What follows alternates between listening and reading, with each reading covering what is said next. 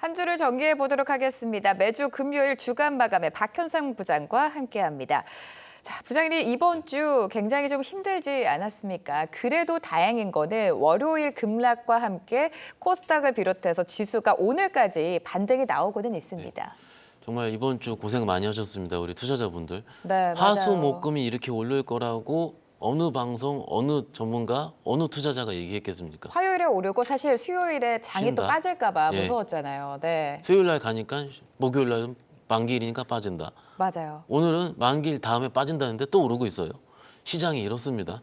일단 이번 주 수급 보면서 좀 말씀을 네. 드려볼게요. 월요일부터 목요일까지 정말로 많은 변동성과 많은 이벤트와 많은 일들, 여러분들의 눈물과 모든 것이 많이 있었던 한 주였습니다. 그렇죠? 근데 외국인은 꼴랑 1,600억 팔았습니다. 개인이 너무 많이 팔았어요, 이번 주는. 그렇죠? 네. 그리고 우리 기관 투자가는 1조 4,800억 정말로 지금 이번 지수를 받치는데 기관 투자분들 수고 많이 하셨습니다. 정말로 없었으면 2,300 깼었을 것 같아요. 그런데 정말 안타까운 점이 우리 개인 투자자분이 아마 이게 월화 합친 수치거든요. 1조 6천억 매도했습니다. 그러니까 정치와 주식은 별개라고 항상 말씀을 드리고 있는데 좀 안타깝게 이번 주에 많은 부분 손절을 치셨습니다. 네. 그래서 좀 안타깝네요. 잠깐 코스닥 보면서 좀 말씀 좀 드리자면요. 코스닥 같은 경우는 더 그렇습니다. 외국인 투자가는 코스닥을 샀습니다. 3,700억 정도 목요일까지요. 기관 투자가도 샀고요. 개인 투자자만 팔았습니다. 그러면 아까 개인 투자자만 합쳐서요. 코스피 코스닥 합쳐서 2조가 넘습니다. 그러니까요. 예. 근데 역대급 지난주도 아닙니까? 지난주도 네. 팔았잖아요. 그러면은 2조 이상 되는 우리 개인 투자자분들이 솔직히 수익 나신 분이 몇이나 있겠습니까? 올 손절 매도 처리된 겁니다. 너무 안타까운 부분이고 제가 써드린 것 좀 저기 CG 좀 보여주시면요. 네네. 이거죠. 9일날 우리 개인들이 역대급 매도세가 있었습니다. 그런데 외인 기관이 쌍끌이 매수로 증시 지지를 했고요. 그런데 월요일 같은 경우는 빠졌습니다. 시장이. 종가까지 빠졌죠. 정치 리스크 다 아실 거고 얘기할 필요도 없고요. 그런데 화요일날 생각을 해보시면 금투세 폐지가 통과가 됐죠. 예산안 통과되면서.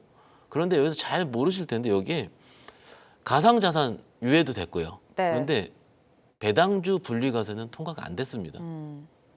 그러면 이거 어떻게 되겠습니까? 우리가 생각을 한번 해보시죠. 그러면 밸류업이 약간은 물리는 것 같습니다. 그래서 지금 시장이 올라가는데 은행주 별로 그냥 그렇거든요. 다른 것들 성장주가 많이 가고 있고요. 그래서 이런 게 이번 주 일어난 일 중에서 시장이 변화하고 있다는 걸 캐치하실 필요가 있다고 생각하시고요. 다음 페이지 보시면은 미국에서도 CPI가 컨센 부합이 나왔어요. 그러니까 어제 밤에는 조금 빠지긴 했지만 목요일 기준으로 나스닥이 신고가 쓴 거거든요. 그러니까 살짝 눌릴 수는 있어도 미국도 나빠 보이지는 않는다. 그리고 빅테크 강세 속에 나서는 거 말씀드렸고 그런데 이게 지금 어제 기억을 해보시면 정말로 전국은 어렵습니다. 어렵다고 합니다. 그런데 외국인은 계속 사요. 이게 지금 이거예요. 그러니까 이번 주에는 주식과 정치를 동일시하는 경향이 있었거든요. 근데 이거는 배제해야 됩니다. 제가 많은 것을 써드리고 싶은데 제가 이게 CG에 남기면 이거는 쓰면 좀 싫어서 이렇게만 좀 풀어 썼지만은 그냥 주식은요 기업에 혹은 지금 시대를 반영하는 겁니다. 그렇지만은 너무 몰입돼서 좀 너무 저점일 때 손절을 네. 하고요. 그죠? 너무 안타까워서 말씀드리고 있습니다. 이번 주 시장 특징을 잘 잡아주셨습니다. 미국 12월 FOMC 금리를 결정하는 11월 CPI가 예상보다 잘 나오면서 지금 금리 인하 가능성이 커지고 있는 상황 속에서 미증시는 또 좋았죠. 나스닥 사상 최고가를 경신을 하고 랠리를 이어가는 동안 우리 시장은 월요일 급락이 나오고 그래도 잘 버텨주고 있습니다. 중요한 거는 외국인보다는 지금 개인 투자자들의 투매성이 너무 많이 나왔다는 게 좀 속상한 상황인데 이런 상황 속에서 외국인과 기관이 그래도 좀 적극적으로 매수를 받쳐주지 않았습니까? 어떤 섹터, 어떤 종목을 담았을까요? 이번 주 네. 자료 보시면 정말로 신기하실 거예요. 한번 네. 보시죠. 외국인이 제일 많이 산 종목은 그래도 매수 별로 없었잖아요. 외국인. 하이닉스예요. 하이닉스예요. 그래도 오. AI 쪽에서 산다면 하이닉스는 선택을 받고 있다. 그리고 네이버, 유한양행, 삼성바이오로직스, 하나에어로스페이스 순입니다. 업종 보시면은 다양하죠. 기간 보시면은 삼성전자를 많이 샀습니다. 아마도 근데 이게 어제 만기일 수급 같습니다. 네. 그다음에 포스코홀딩스, SK하이닉스, KB금융, 삼성전기 순이고요. 그럼 쌍끌이로 들어온 거는 일단 종목이 뭐가 있습니까? 하이닉스입니다. 그래도 그러네요. 외인기관 하이닉스 사고 있는 중. 그런데 이거 안 중요합니다. 개인 투자 보시죠. 다 팔면서 그나마 산 종목을 ETF까지 포함을 해봤습니다. 미국 S&P 500 ETF, 네. 금양, 두산 에너빌리티 엄청나게 팔아는 그나마 산 400억 산 종목은 코덱스 200 선물 인버스 2X 써 있지 않습니까? 뭡니까? 세 글자로 고버스예요. 근데 지금 이번 주 화수 목금 내내 올랐습니다. 이걸 좀 말씀드리고 싶은 거예요. 너무나도 안 좋아요. 저도 이해합니다. 그렇지만 화수목금 시장 한번 봐보십시오. 물론 저도 화수목금 랠리로 올라갈 것이다 예측 못했습니다. 그렇지만 주식을 팔면 안 된다고 생각하고 있었거든요. 지난주도 아마 동일하게 말씀드린 네네. 것으로 기억합니다. 일단 그래서 일단 거래소 이렇게 말씀드리고 있습니다.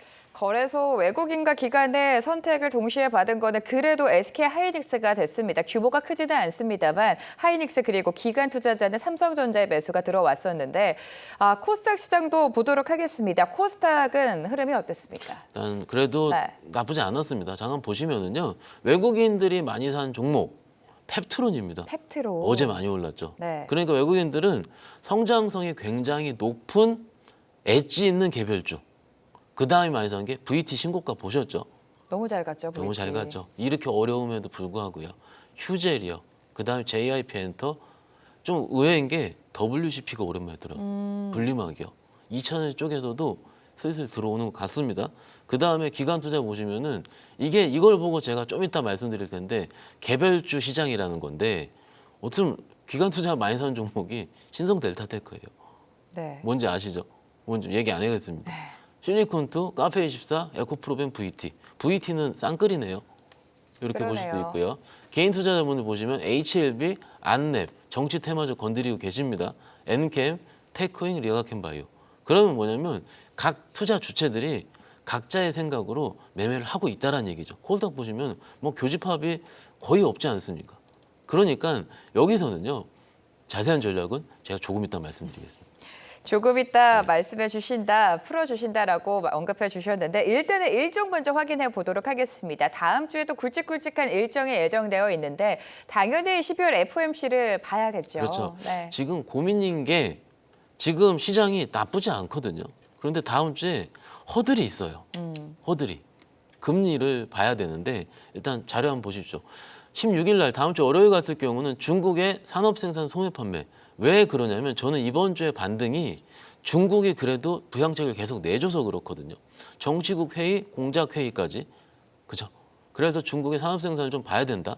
그리고 그날 밤에 12월 S&P 글로벌 미국의 제조업 PMI 예비치가 발표하게 되고요.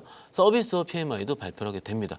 그러니까 제조업 경기가 어떻게 되는지 봐야 되는 부분. 17일 날 보시면 중요합니다. 미국의 11월 소매 판매 산업 생산까지 발표하게 되고요. 그다음 페이지 보여주시면 제일 중요한 19일입니다. 19일 날 미국의 FOMC 회의 발표를 하게 되고요. 그리고 새벽이죠. 그리고 그날 우리 12시에 BOJ에서 발표를 하게 됩니다. 아마도 지금까지 BOJ를 우리 봤을 때 왜 봅니까?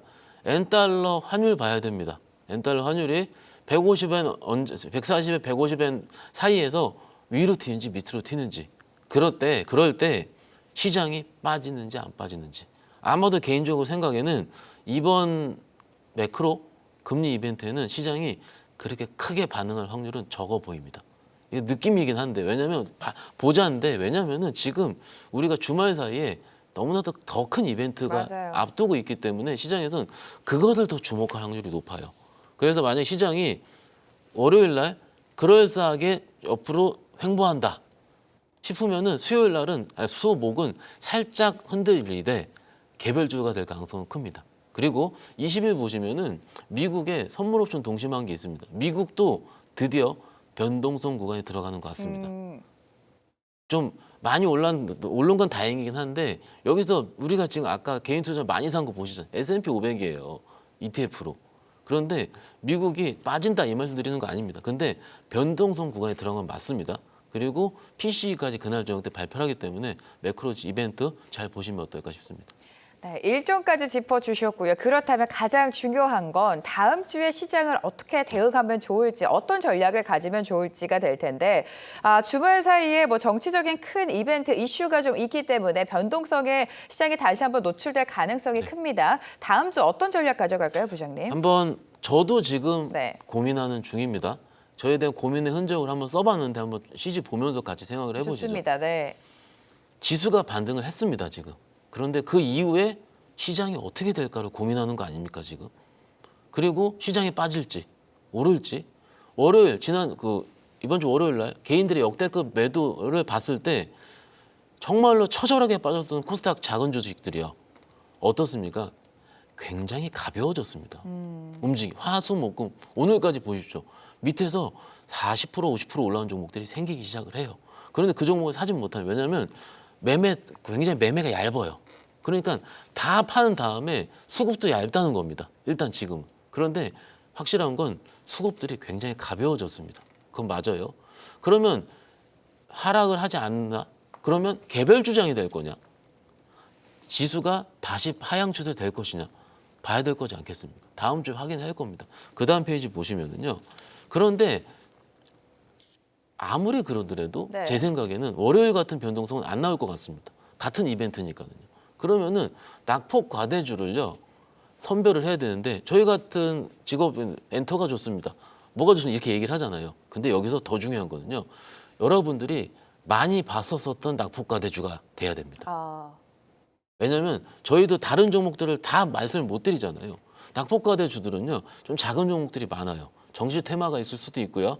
혹은 다른 XR, VR 같은 성장성인 테마가 있을 수도 있습니다. 그런데 그것을 매매하는 가장 원동력은요 여러분입니다. 내가 아는 것을 해야 됩니다. 내가 아는 것을. 모든 걸 그냥 낙폭과대 그러면 들어가봤자 조금 흔들릴 때 또 팔아버립니다. 그래서 내가 알고 있는 거, 내가 알려면 어떻게 해야 됩니까? 공부해야 되죠. 그런데 지금 그런 낙폭과대주들은요 공부를 해도 눈에 안 들어옵니다. 귀에 안 들어와요. 왜냐면은 종목들이 그냥 그렇거든요. 실적도 그냥 그렇고요. 그렇기 때문에 내가 봐왔던 것을 하는 게 좋습니다. 이번 주 화수목금을 보니까 이슈라든지 변동성에 바로바로 반영합니다. 그만 가벼워졌기 때문에. 네. 그러면 뉴스도 한번 보셔야죠.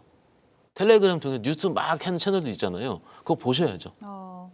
지금 제가 여태까지 보지 말라 그랬는데 이젠 봐야 됩니다. 그리고 또 말씀드립니다. 국내 증시에 대한 비관론, 투자에 도움 하나도 안 됩니다. 그죠? 그리고 제가 아까 말씀드린 테크니컬 말씀드렸는데 지금부터는요. 우리 여러분들이 어떻게 생각합니까? 계속 빠진다, 보면 안 된다 그러는데 지금부터는 매매 시작하셔야 돼요. 매매. 이걸 기술적 매매죠. 기술적 테크니컬 트레이딩이죠. 이것을 조금씩 우리 여러분들께서 지금 매매를 해보실 필요가 있어요. 왜 그러냐면은 이게 작은 종목 종용하는 거 아닙니다. 지금요. 대형주 쉬어버리면은요. 막 팡팡팡 움직일 거예요. 이번 주 그랬지 않습니까? 다 제가 보기에 다음 주도 그럴 확률이 높습니다. 그러면은 또 다 쫓아가고 예를 들어서 정치주요, 인물주들이요. 이번 주 많이 올랐잖아요. 지금 빠지는데 또 물려 있을 거예요. 그죠? 올라올 텐데 또 올라간 다음에 그런 테마로 나중에 붙는 게 아니고요. 뉴스단 먼저 움직이고 할 때 이 종목이 이평선을 벗어나느냐 혹은 5일선을 닿느냐 주력 이평은 11선이냐 이런 거 있지 않습니까? 이런 것들을 과거로 생각하실 필요가 있습니다. 과거로. 그래서 지금은 매매해야 될 때 말씀드리고 있습니다. 네, 다음 주 투자 전략까지 상세하게 좀 짚어주셨습니다. 주간 마감의 박현상 부장과 함께했습니다. 도움 말씀 감사합니다. 계속해서 다양한 경제 이슈를 알고 싶다면 구독과 좋아요, 알림 설정 부탁드립니다. AI 캐스터 권미정이었습니다.